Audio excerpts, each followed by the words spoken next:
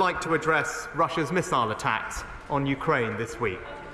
On the very day that I and others confronted the Russian foreign minister across the G20 summit table with the brutality of his country's actions.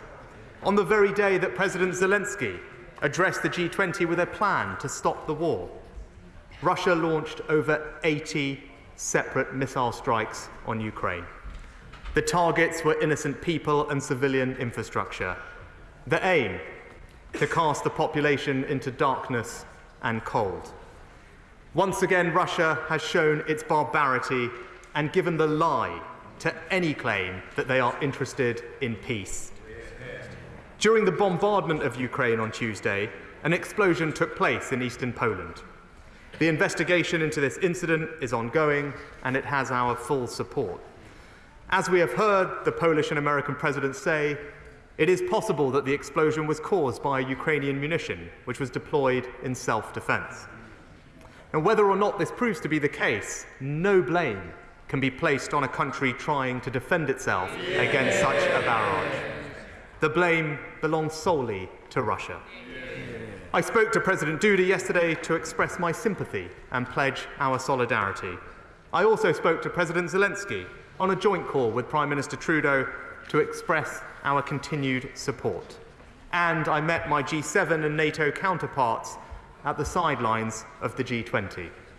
We will help our Polish allies to conclude their investigation, and we will continue to stand with Ukraine in the face of Russia's criminal aggression.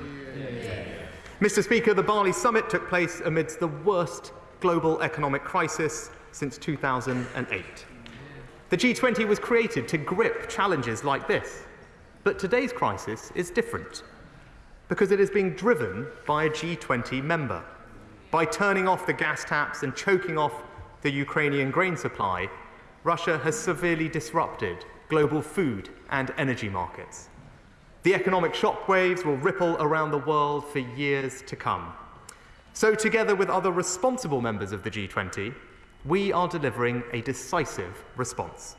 Almost all G20 members called out Russia's actions, declaring that today's era must not be one of war. We will work together to uphold international law and the United Nations Charter, and we will act to protect our collective economic security. The G20 agreed to use all available tools to support the global economy and ensure financial stability. That means international financial institutions mobilizing more resources to support developing countries. It means continuing to call out those who exploit their lending power to create debt traps for emerging economies. And it means tackling the causes of rising inflation head-on, including by delivering fiscal sustainability. We pledged our support for the UN-brokered deal to keep grain shipments moving in the Black Sea. That deal, I'm pleased to say, has now been renewed. 2/3 of Ukraine's wheat goes to developing countries. With famine looming, it is desperately needed, and Russia must uphold its part of this deal. We agreed action to improve energy security by accelerating the transition to clean energy, and we launched a new Just Energy Transition Partnership with Indonesia, which will unlock billions in private finance for new green energy infrastructure. And finally, we committed to maintain free markets, free trade, and to reform the World Trade Organization. Mr. Speaker, yesterday I held my first meeting with President Biden. We pledged to redouble our support for Ukraine and to continue deepening our cooperation, including on energy security and managing the challenges posed by China. I met Prime Minister Modi, where we reviewed progress on our forthcoming FTA. I discussed our extension to the CPTPP with the Prime Ministers of Japan, Canada, and Australia, and I met with almost every other leader at the summit with the exception of Russia. In each of these discussions, there was a shared determination to restore stability, deliver long-term growth, and drive a better future. One where no single country has the power to hold us back. In just a few moments, my right honourable friend, the Chancellor, will build on these international foundations when he sets out the autumn statement, putting our economy back onto a positive trajectory and restoring our fiscal sustainability.